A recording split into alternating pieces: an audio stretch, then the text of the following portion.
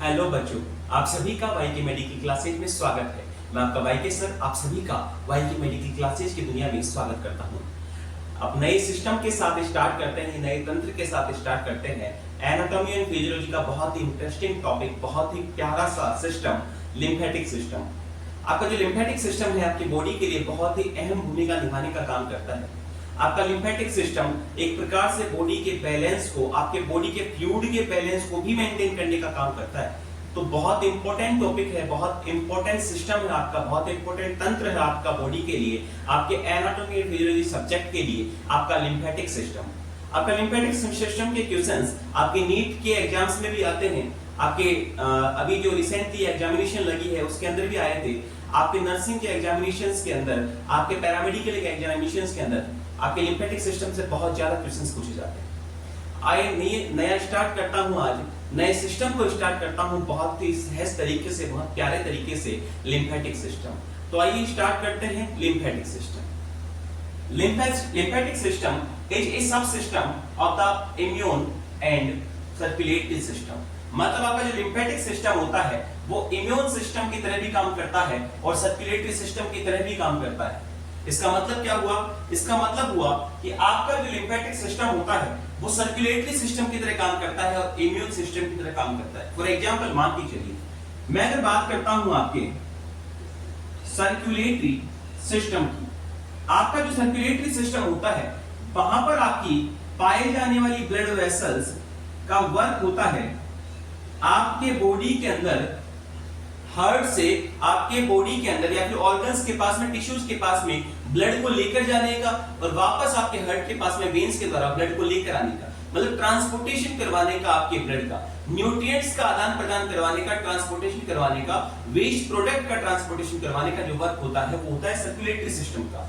उसी प्रकार आपके लिम्फेटिक सिस्टम में पाई जाने वाली लिम्फेटिक वेसल्स जो होती हैं वो भी क्या करती हैं, वो भी आपके एक प्रकार से लिम्फ को, एक फ्लूइड को क्या करती हैं, ट्रांसपोर्ट करवाने का काम करती है। इसलिए मैं कह सकता हूं कि आपका लिम्फेटिक सिस्टम एक सब सिस्टम, एक सब पार्ट, एक सब टाइप होता है आपके सर्कुलेटरी सिस्टम का, मतलब परिसंचरण तंत्र का।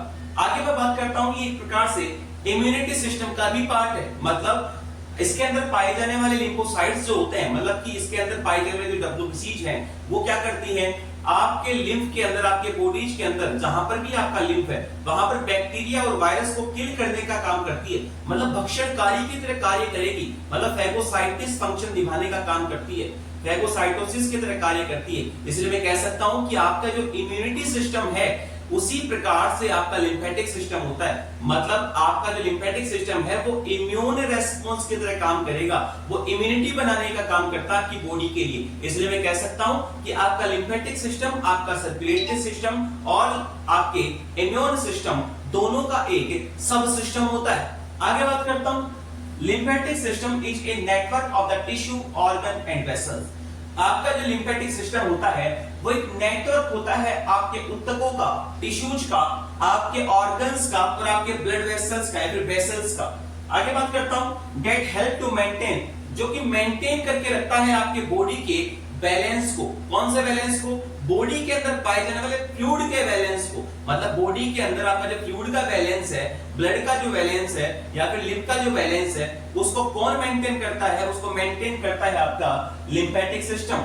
आगे बात करता हूं, that protect it from virus and bacteria. मैंने पहले ही बताया था कि ये आपके बॉडी को वायरस और बैक्टीरिया, मतलब माइक्रोब्स की बात कर सकता हूं, माइक्रोब से क्या करता है, माइक्रोब से प्रोटेक्ट करने का काम करता है। बाय द मैंने बताया था बच्चों, किसके द्वारा करता है? ये करता है आपके लिम्फोसाइट्स के द्वारा, मतलब लिम्फेटिक सेल्स के द्वारा। इसका मतलब क्या हुआ?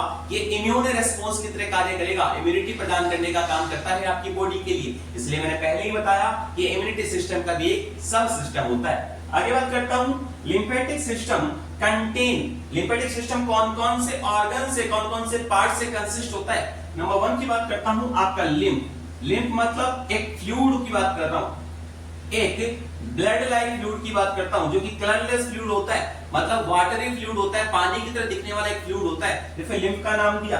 दूसरा, यहां पर आपके लिम्फ वेसल्स भी पाई जाती हैं जो कि लिम्फ को कलेक्ट करने के बाद में आपके हार्ट के पास में लेकर जाती हैं बाय द लिम्फेटिक डक्ट। जो कि आपके लिम्फेटिक डक्ट की बात करता हूं तो आपके लिम्फेटिक वेसल्स लिम्फ को कलेक्ट करेंगी, मैं भी बताऊंगा। उसके बाद में लिम्फेटिक डक्ट जो होती हैं, right lymphatic duct, left lymphatic duct, दोनों लिम्फेटिक डक्ट आपका सब क्लीविंग वेन के द्वारा हार्ट के अंदर आपके लिम्फ को छोड़ने का, ड्रेन करने का काम करती है। आगे यहाँ पर आपके लिम्फ नोड्स भी पाए जाते हैं और आपके लिम्फ ऑर्गन्स भी पाए जाते हैं। अगर मैं ऑर्गन्स की बात करता हूं तो यहाँ पे दो टाइप के ऑर्गन है। नंबर 1 आपका प्राइमरी ऑर्गन, नंबर 2 आपका सेकेंडरी ऑर्गन, जिसके अंदर प्राइमरी के अंदर आपका थाइमस ग्लैंड और आपके बोन मैरो को इंक्लूड किया गया है। वहीं सेकेंडरी के अंदर आपके स्प्लीन मतलब प्लीहा, जिसे ग्रेवयार्ड ऑफ द आरबीसी के नाम से भी जाना जाता है, मतलब आरबीसी का कब्रिस्तान के नाम से भी जाना जाता है। और दूसरा टॉन्सिल्स, मतलब थ्रोट में पाए जाने वाले टॉन्सिल्स की बात कर रहा हूं मैं। टॉन्सिल्स ये दोनों क्या होते हैं, ये दोनों आपके सेकेंडरी लिम्फ ऑर्गन्स के ही टाइप है। बात करते हैं कि आपकी सेल्स के पास में, मैंने बताया आपके टिश्यूज के पास में आपका ब्लड जाता था, तो उसके बाद में प्रोसेस कैसे होती है, आपका लिम्फ बनता कैसे है। तो आइए स्टार्ट करते हैं। इसमें मैंने बताया कि आपकी जो कैपिलरीज होती है, वहां पर आर्टरी के एंड वाली कैपिलरीज की बात करता हूं। आर्टियल एंड ऑफ द कैपिलरीज से क्या होता है, पर डे आपके पर हॉर के अंदर, 1 घंटे के अंदर 21 litre of fluid in 1 hour, 1 घंटे में 21 लीटर के अप्रॉक्स आपका जो ब्लड है वो क्या करता है, आपके टिश्यू स्पेस के पास में जाता है, आपके टिश्यूज के पास में जाता है, आपके ऑर्गन्स के पास में जाता है।